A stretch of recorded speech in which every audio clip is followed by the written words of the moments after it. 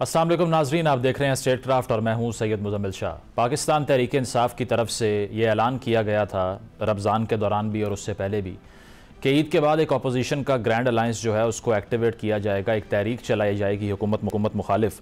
لیکن اب تک اس تحریک کے علاوہ نظر یہی آتا ہے کہ تحریک انصاف جو مختلف ایونیوز ہیں جس میں بیک ڈور مذاکرات کی بات سب سے اوپر آتی ہے ان کا بھی استعمال کرنا چاہ رہی ہے۔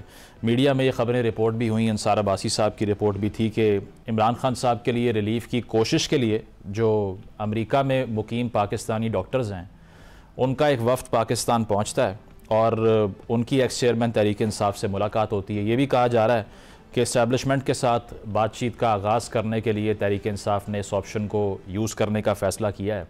تو کیا اس سے یہ اسیوم کیا جائے کہ سڑکوں پہ آنا یا پھر اپوزیشن کی الائنس فارم کر کے حکومت پر پریشر ڈالنا اس سے تحریک انصاف نا امید ہے، اسی لیے بیک ڈور مذاکرات کو پریفر کر رہی ہے؟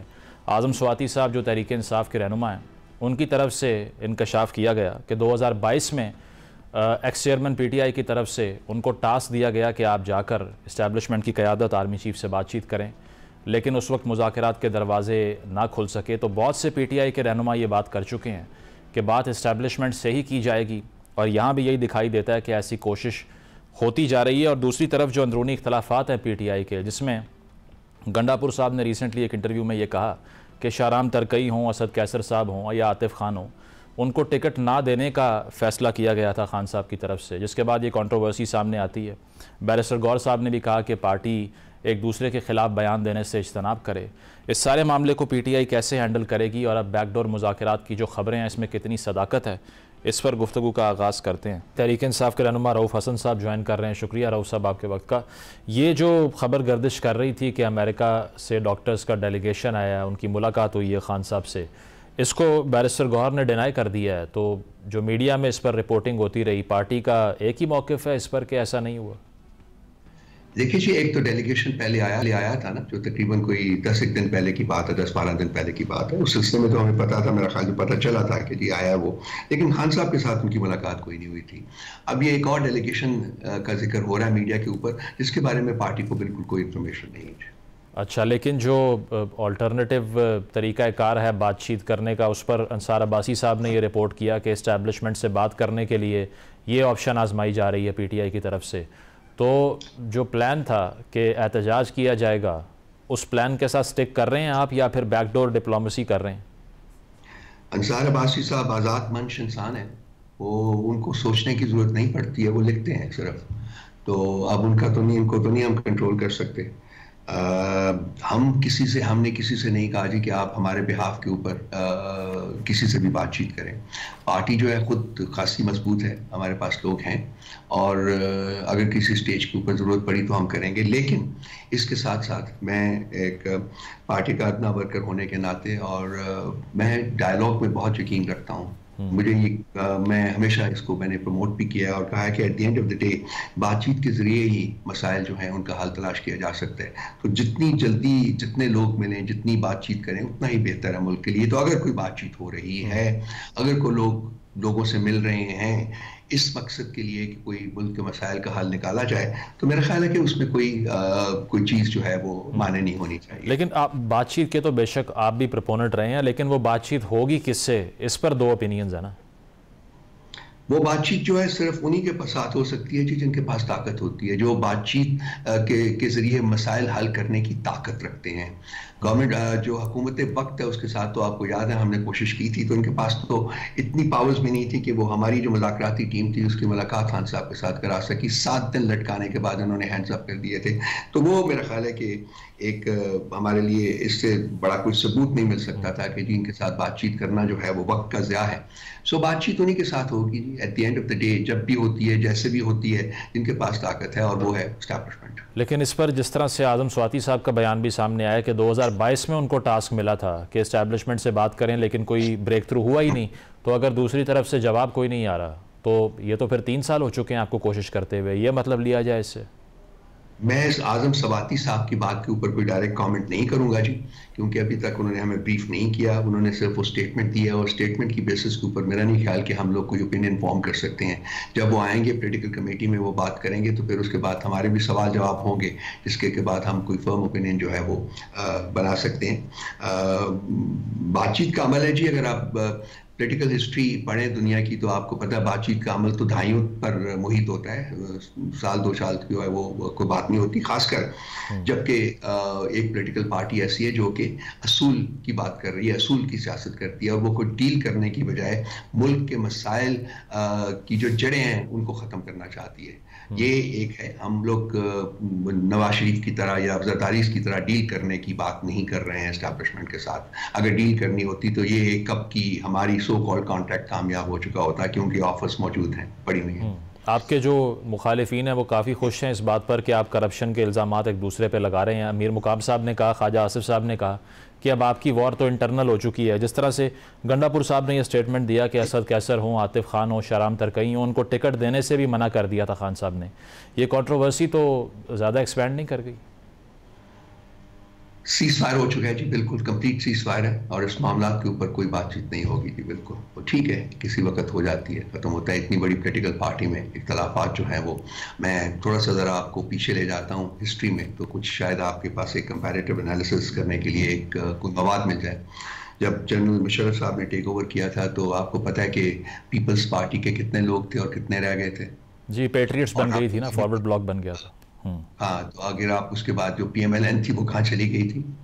تو ہماری تو پولیٹیکل پارٹی ابھی تک قائم و دائم ہے جی.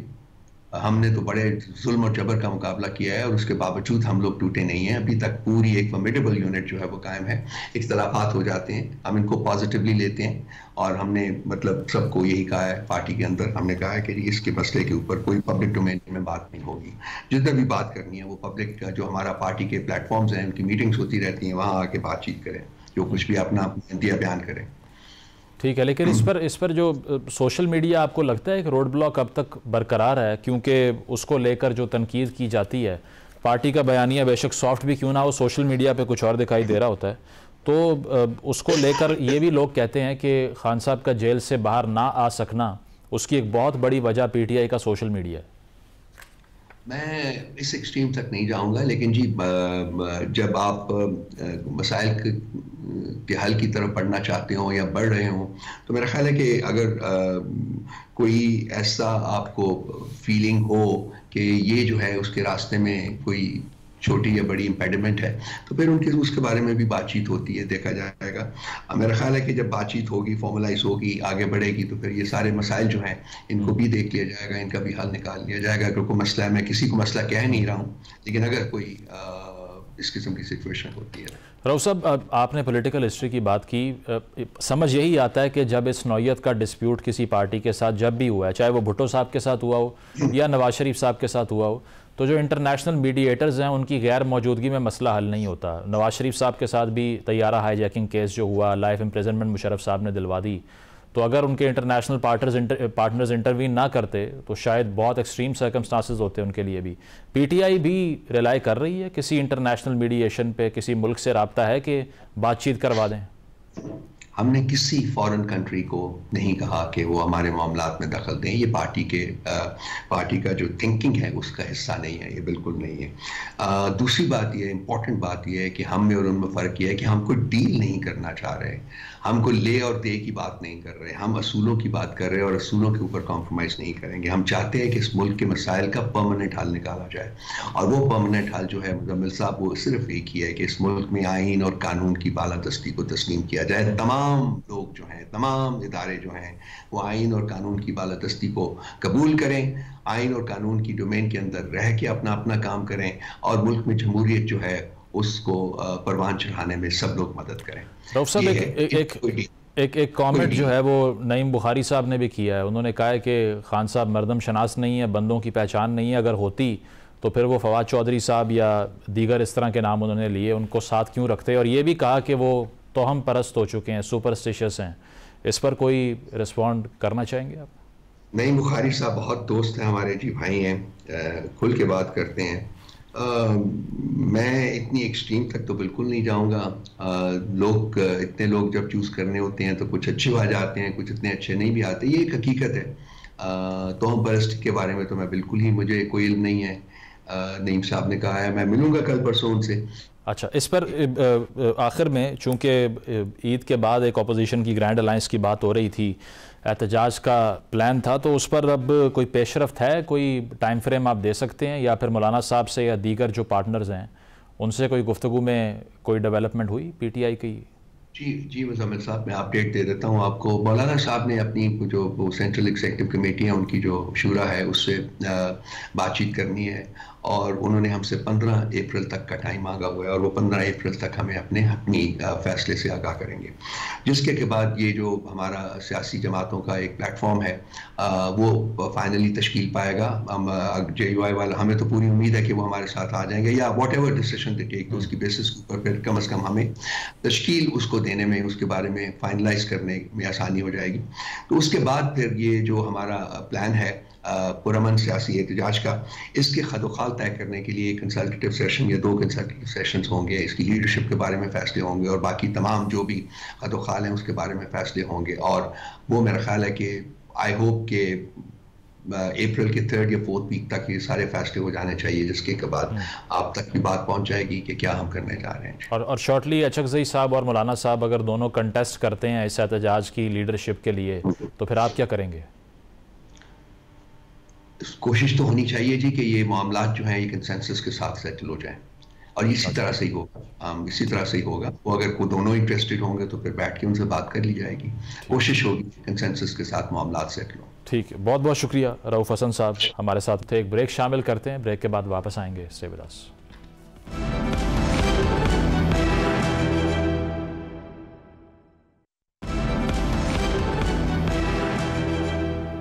ویلکم بیک ناظرین. حکومتی الائنس میں پیپلز پارٹی بھی موجود ہے, اور اس کی طرف سے یہ جو انڈس کنالز کا معاملہ ہے اس کو کافی سٹرانگلی ریز کیا گیا, وفاق پر تنقید بھی کی گئی. سندھ حکومت کی طرف سے ابھی کہا گیا ہے کہ اس پر کونسل آف کامن انٹرسٹ کا اجلاس نہ بلانا غیر آئینی عمل ہے. اس کو حکومت کیسے ڈیل کرے گی؟ اپنے اتحادیوں کی جو گریونسز ہیں, اور ساتھ ساتھ جو پی ٹی آئی کی طرف سے بیک ڈور مذاکرات کی کوشش ہے, اس کو گورنمنٹ کیسے دیکھتی ہے؟ اور مزید چیلنجز جس میں افغان مہاجرین کی واپسی کا بھی ایک بڑا چیلنج درپیش ہے کہ یہ کس طرح سے ایگزیکیوٹ ہوگی, اس پر گفتگو کا آغاز کرتے ہیں. وفاقی وزیر انجینئر امیر مقام صاحب نے جوائن کیا ہے. شکریہ امیر مقام صاحب آپ کے وقت کا. یہ جو خبر گردش کر رہی ہے کہ بانی تحریک انصاف کے جو ہمدرد امریکن ڈاکٹرز کا ایک وفد پاکستان آتا ہے, اور ساتھ ساتھ ان کی ملاقات بھی ہوتی ہے ان سے, کہا یہ جا رہا ہے کہ یہ ریلیف دلوانے کے لیے یہ ایفرٹس ہو رہی ہیں, بیک ڈور مذاکرات کے لیے اسٹیبلشمنٹ سے بھی بات ہوگی. اس ملاقات کی تصدیق کر سکتے ہیں آپ؟ حکومت کے نوٹس میں آئی ہے؟ نہیں, میرے بارے کم از کم اس طرح کوئی معلومات بھی نہیں ہے اور کوئی انفارمیشن بھی نہیں. اچھا, مطلب آپ یہ سمجھتے ہیں کہ کوئی بیک ڈور مذاکرات نہیں کیے جا رہے پی ٹی آئی کی طرف سے؟ اس طرح کوئی بات نہیں. امیر مقام صاحب, یہ ہم نے دیکھا ہے کہ جو مذاکراتی عمل تھا یہ جب ختم ہوا تو اس کے بعد تب سے لے کے اب تک پی ٹی آئی نے یہ اعلان تو کیا کہ عید کے بعد تحریک چلا دیں گے اپوزیشن کی, اور آپ کی حکومت کو گرانے کی کوشش کی جائے گی, لیکن کیا یہ آپ کے انٹرسٹ میں نہیں ہے کہ مذاکراتی عمل کو دوبارہ شروع کرنے کے لیے کوئی بات چیت ہو؟ اصل میں بات یہ ہے کہ ہم نے تو اس حکومت سے نہیں, پہلے بھی ہم اپوزیشن میں تھے اور ہمارے ساتھ زیادتی بھی ہوئی, اور اس میں بھی اگر آپ کو یاد ہو یوان میں شہباز شریف صاحب نے کہا اور اس کو کھل کر دعوت دی کہ آؤ بیٹھ جاتے ہیں اس ملک کے مسائل کے لیے, اور اسی ٹائم جو معیشت کا ایشو تھا کہ مساقی معیشت پر بیٹھ جاتے ہیں اور سارے مل جل کر اس کے لیے کام کرتے ہیں, مگر کسی نے اس کا جواب ہی نہیں دیا. تو ہم تو زمانے سے بھی اور ابھی بھی ہم نے کئی بار کہا, مگر ان کی طرف سے یہ بات آ گئی کہ نہیں, ہم آپ کے ساتھ بیٹھنے کے لیے بالکل تیار ہے ہی نہیں, آپ کے ساتھ مذاکرات نہیں کر رہے. اور پھر آخر میں انہوں نے خود اسپیکر صاحب کے ساتھ جب رابطہ کیا تو اسپیکر صاحب نے پرائم منسٹر صاحب کی نوٹس میں لایا اور اس نے کہا چلو ٹھیک ہے, اچھی بات ہے.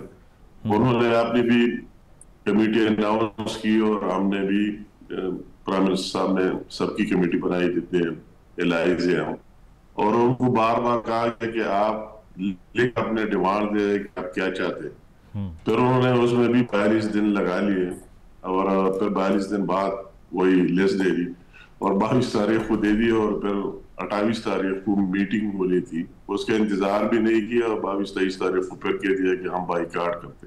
تو یہ تو شروع بھی انہوں نے کیا تھا اور بائیکاٹ بھی انہوں نے کیا. ہم نے کوئی بھی آج بھی ہمارے دروازے اس کے لیے بالکل اوپن ہے، کھلے.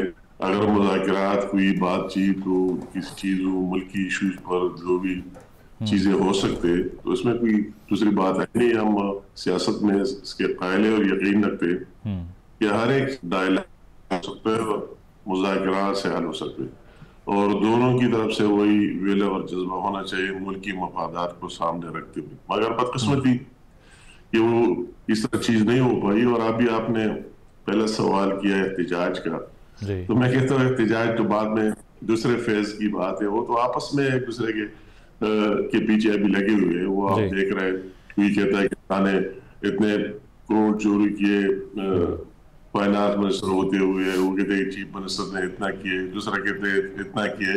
تو ابھی تو فی الحال وہ ایک دوسرے کو فتح کرنے میں لگے ہوئے ہیں کہ کون کامیاب ہوتا ہے اور کون ہارتا ہے، کون جیتتا ہے. تو یہ باری بعد میں آئے. لیکن امیر مقام صاحب، اس کے علاوہ جو رانا ثناء اللہ صاحب نے بھی پہلے بات کی تھی کہ وہ معافی مانگ لے 9 مئی کے اوپر، تو پھر ان کی رہائی بھی ہو سکتی ہے، ان سے بات چیت بھی ہو سکتی ہے. تو کیا یہ موقف اب بھی سٹینڈ کرتا ہے؟ یہ متفقہ موقف ہے حکومت کا؟ کیونکہ معافی مانگنے سے یہ سارا لیگل پروسیس جو ان کے خلاف چل رہا ہے اس کا کیا ہوگا؟ یہ تو لیگل میں جانا اور اس کے علاوہ تو کسی کے پاس اختیار نہیں ہے. اس کے جتنے مقدمات ہیں وہ تو عدالتوں کے ساتھ ہے، کورٹس کے ساتھ ہے، اور وہ بات کر سکتے ہیں. مگر سب سے پہلے تو کوئی یہ بات اپنے غلطی کو تو کوئی غلطی مانے نا کہ واقعی مجھ سے غلطی ہوئی ہے، تو پھر وہ بات آگے جا سکتی ہے، ہو سکتی ہے. مگر اس میں تو کوئی دوسری رائے ہی نہیں ہے کہ اس کا فیصلہ کورٹس کریں گے، عدالتیں کریں گے کہ کس چیز میں اس کو ریلیف مل سکتے اور کس میں نہیں مل سکتے. اور اس کے علاوہ جو آپ کے اتحادی ہیں پیپلز پارٹی، ان کی طرف سے آج کل جو دریائے سندھ پر نئی نہریں نکالی جا رہی ہیں اس پر خاصا احتجاج کیا گیا. یہ بھی کہا گیا کہ کونسل آف کامن انٹرسٹ کا آپ اجلاس نہیں بلاتے، سندھ کا جو پانی کا شیئر ہے اس کو چوری کیا جا رہا ہے. تو اس پر اب وفاق کیسے قائل کرے گا پیپلز پارٹی کو؟ مطلب وہ ہے سچ پیپل پارٹی کو بھی پتہ ہے. تو ہم دعا وہ ہے زرداری صاحب کی صحت کے لیے کہ اللہ تعالیٰ ان کو صحت یاب کرے. اور اس کے بعد یہ ساری چیزیں وہ بھی سمجھتے پیپل پارٹی والے بھی کہ فیکٹس کیا ہے، حقائق کیا ہے، واقعی سندھ کے پانی چوری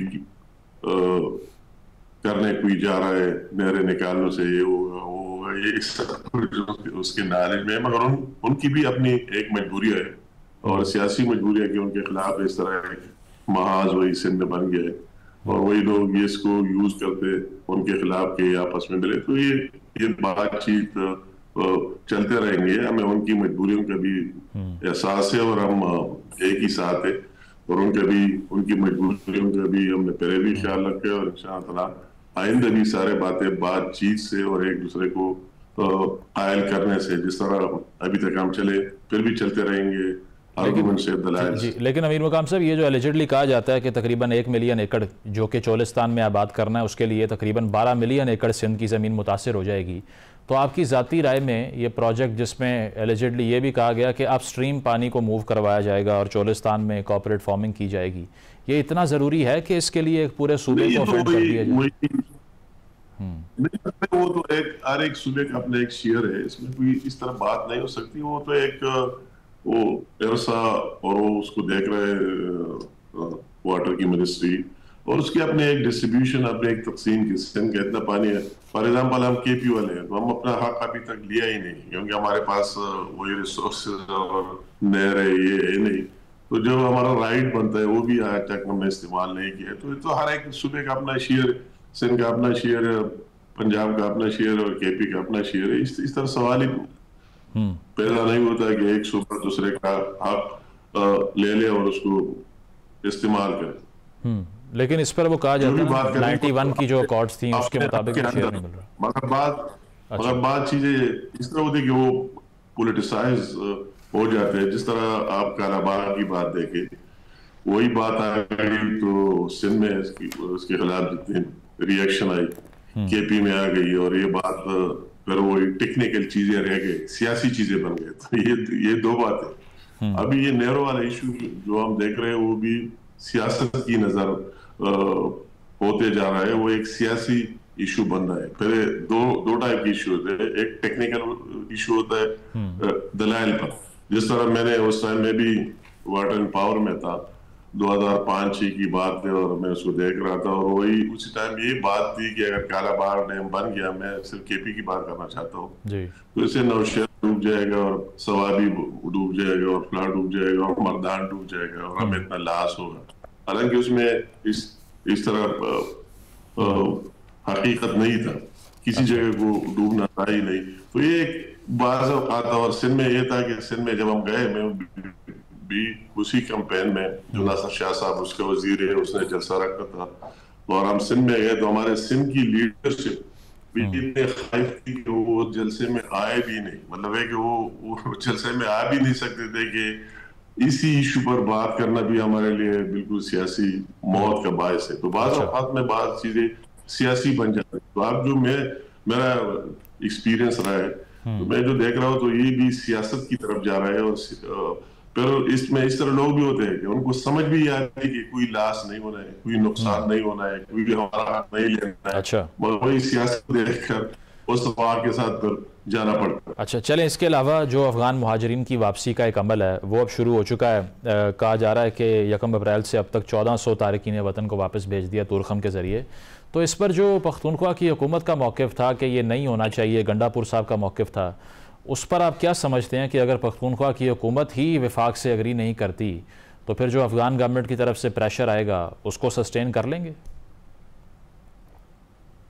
नहीं, मतलब है कि ये इस तरह नहीं है कि जो लीगल अफगान या रह रहे हैं, जिनके साथ PR कार्ड होल्डर्स है, उसके बारे में अभी तक कोई फैसला नहीं हुआ। वो या पाकिस्तान में रह रहे हैं और उनको कोई कारण नहीं जा, कोई डॉक्यूमेंटेशन नहीं है, कोई कागज नहीं है, कोई चीज ही नहीं है, उसी पर बात हो रही है। बकाया अली अमीन साहब का तो अपना एक स्टेटमेंट सियासी अपनी बात है। जो भी फैसले होते हैं, आज भी इस पर मीटिंग हुई इंटीरियर मिनिस्ट्री में, और सबसे ज्यादा बातें उनके होम सेक्रेटरी जो आबिद मजीद साहब है, उसमें सबसे ज्यादा इनपुट उसका था और उसने बातें की और अपना प्रोग्रेस दिखा दिया कि फ्लाई जगह से इतने लोग गए, फ्लाई जगह से इतने लोग जाएंगे। तो इस तरह बाहर की बात आवाम के लिए और बात है, और अंदर की जो भी बात होती है इसमें सारे एक पेज पर होते हैं। इसमें ये नहीं है। दूसरी बात, उसकी जो गवर्नमेंट है, मैंने आज की आपको कह रहा हूँ, और वही फिगर जो उन्होंने जगह बाहर निकालने के लिए बनाए, तो PD मैंने और KP गवर्नमेंट ने खुद बनाए और खुद उसको मॉनिटर कर रहे हैं और उसके लोग उसमें हिस्सा ले रहे हैं। तो सच इस तरह बात है कि एक्चुअल इसमें कोई इस तरह है तकसीम है कि उनकी एक बात है और हमारी दूसरी बात। मतलब आप ये समझते हैं कि इस पे कंसेंसस मौजूद है, लेकिन सिर्फ मीडिया की हद तक इसके खिलाफ जो भी बात है तो सारे कंसेंसस से हुआ करते हैं और उसमें की रिप्रेजेंटेशन होती है और वो अपनी बात और मौक़िफ़ करते हैं। बाहर बात और बात है जो भी करते हैं, मगर अंदर की बात है कि सारे एक पेज पर और एक ही फैसले पर। ठीक है, बहुत बहुत शुक्रिया अमीर मुकाम साहब हमारे साथ थे। एक ब्रेक शामिल करते हैं, ब्रेक के बाद वापस आएंगे। Stay with us.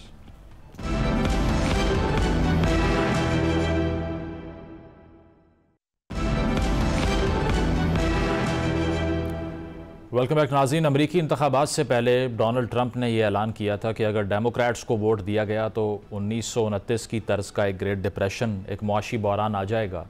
लेकिन लगता ये है कि डोनाल्ड ट्रंप के जो फैसले हैं उससे दुनिया में एक मुआशी बहरान की कैफियत पैदा हो रही है। उसकी वजह यह है कि 100 से ज़ायद ममालिक के ऊपर ट्रेड टैरिफ्स आयद किए डोनाल्ड ट्रंप की तरफ से, और इसके साथ साथ इसका जो फॉल आउट था वो ये था कि 60 खरब डॉलर से ज़ायद का एक नुकसान देखने को मिलता है अमेरिकन स्टॉक मार्केट में सरमायाकारों के लिए।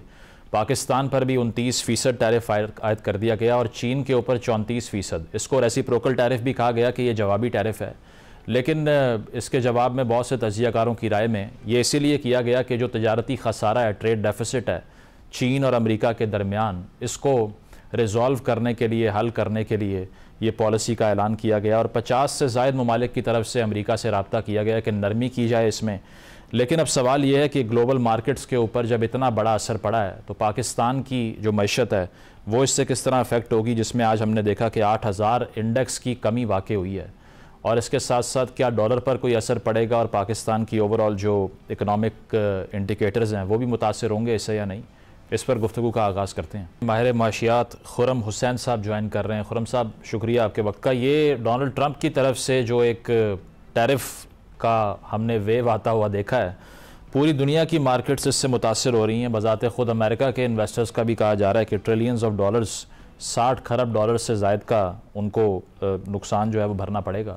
تو آپ کیسے دیکھ رہے ہیں اس پالیسی کو کہ ایک طرف تو یہ کہا جاتا ہے کہ یہ ریسیپروکل ٹیرفز ہیں جو کہ دراصل ریاکشن ہے، رسپانس ہے چائنا کو یا دیگر کنٹریز کو، لیکن کیا یہی اس کی موٹیویشن ہے یا ٹریڈ ڈیفیسٹ جو امریکہ کا انکنٹرولیبل ہوتا جا رہا تھا اس کی وجہ سے ہوا ہے؟ یہ آئی تھنک جو آپ نے دوسری بات کہی ہے یہ کافی حد تک کلیئر ہو گئی اب کہ وہ ہے ایکچولی ہو یہ رہا ہے کہ یہ ریسیپروکل ٹیرفز کسی صورت نہیں ہے مزمل۔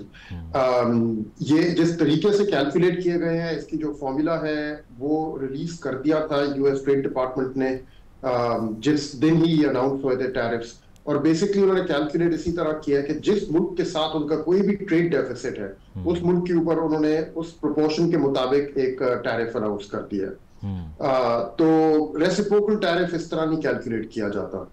تو پہلی چیز تو یہ ہے، اور دوسری چیز کہ اس کا جو پاکستان کے اوپر امپیکٹ ہے وہ آئی تھنک امیڈیٹ ٹرم میں، یعنی کہ ہمارے جو ایکسپورٹس گریں گے اور جو متاثر ہوں گے وہ اتنا بڑا نہیں ہوگا جتنا ہمیں لگ رہا ہے۔ اچھا، اس کا جو امپیکٹ ہے وہ زیادہ اس طرح سے ہے کہ دنیا کا سب سے بڑا پاور جو ہے وہ ایک جس نے خود ایک ورلڈ مارکیٹ پیدا کی تھی اور جس نے خود ایک گلوبلائزیشن کے دور میں پوری دنیا کو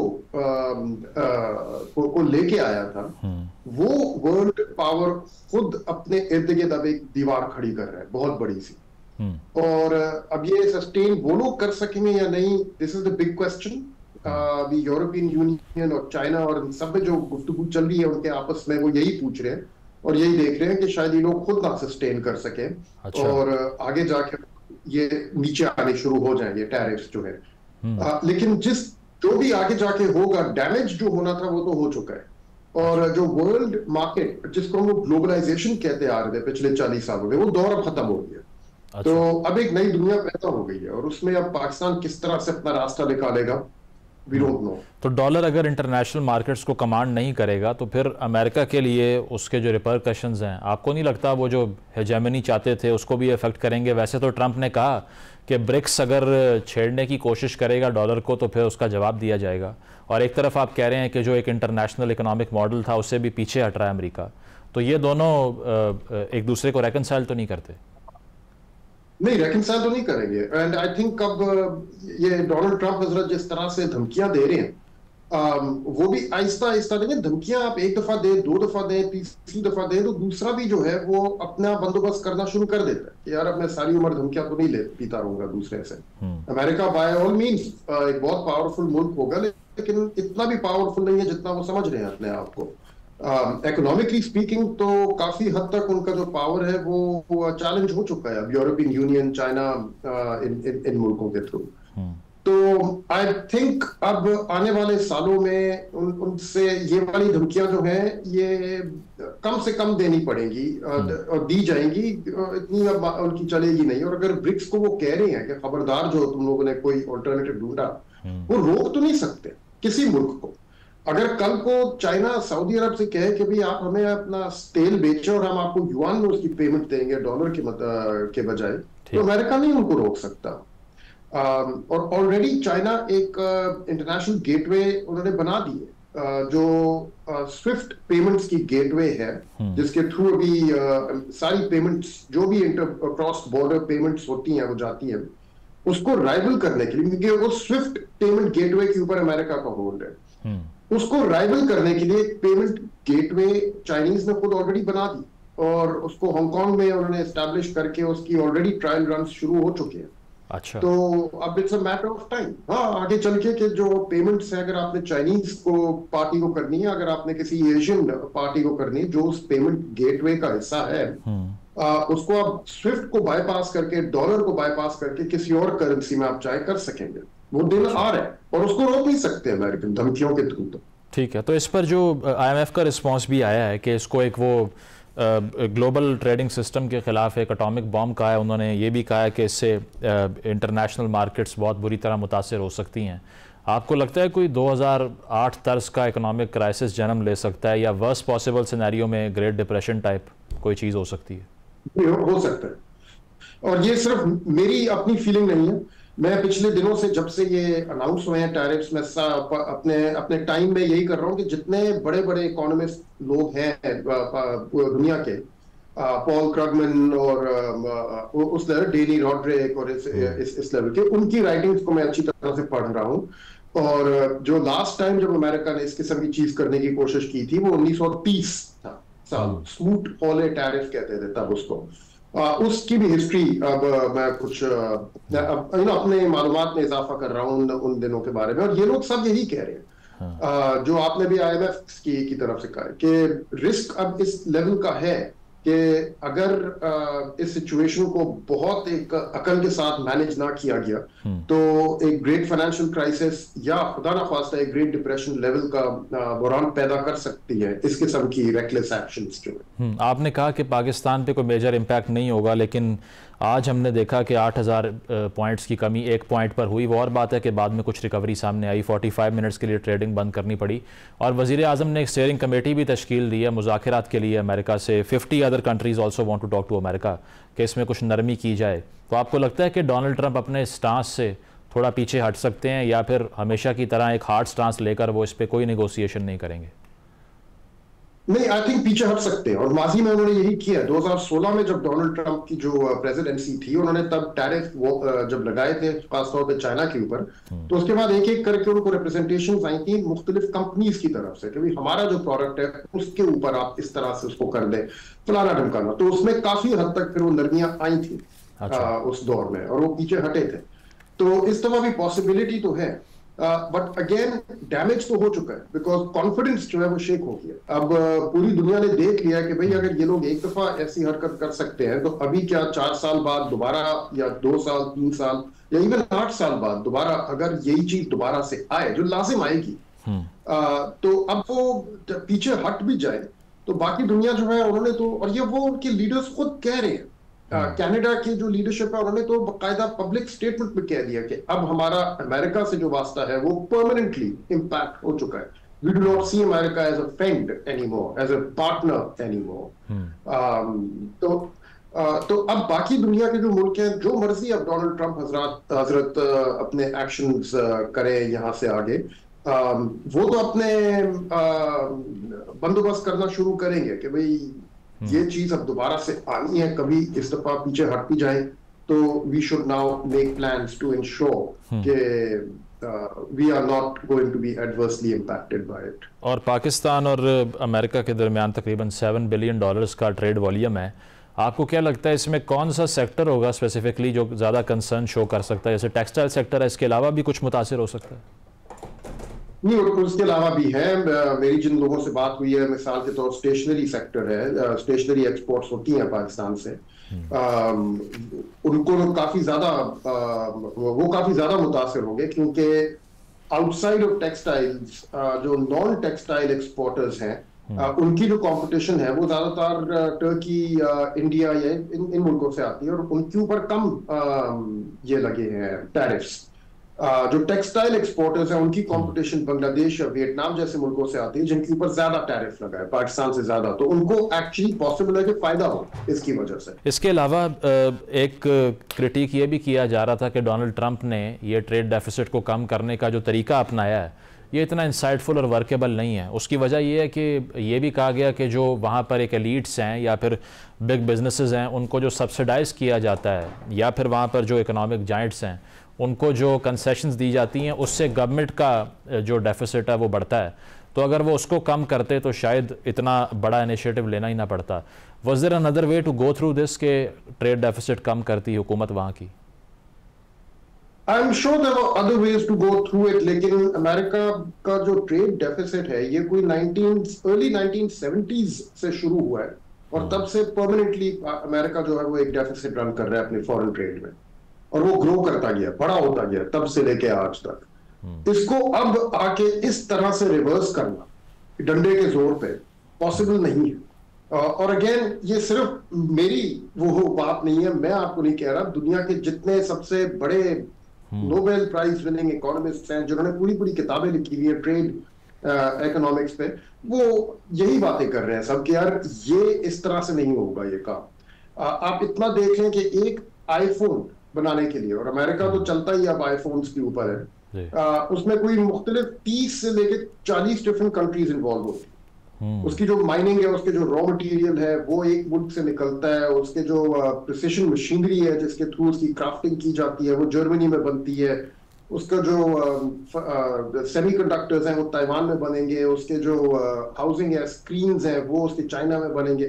اس طرح سے آپ اس کے سارے کمپوننٹس دیکھنا شروع کر دیں، وہ چلتا ہی انٹرنیشنل ٹریڈ پہ۔ آپ اس سسٹم کو بند کرنے کی کوشش کریں گے تو ماڈرن کموڈیٹیز جو آپ کی آرٹیفیشیل انٹیلیجنس ہے، جو آپ کی ہائی ٹیک ہے، وہ بند ہو جائیں گی، وہ چلیں گی۔ ٹھیک ہے، مطلب آپ کہہ رہے ہیں کہ فورسفلی یہ سب نہیں ہو سکتا جو امریکن گورنمنٹ کرنا چاہ رہی ہے۔ بہت بہت شکریہ خرم حسین صاحب ہمارے ساتھ موجود۔ ایک شامل کرتے ہیں، بریک کے بعد واپس آئیں گے، اسٹے ود اس۔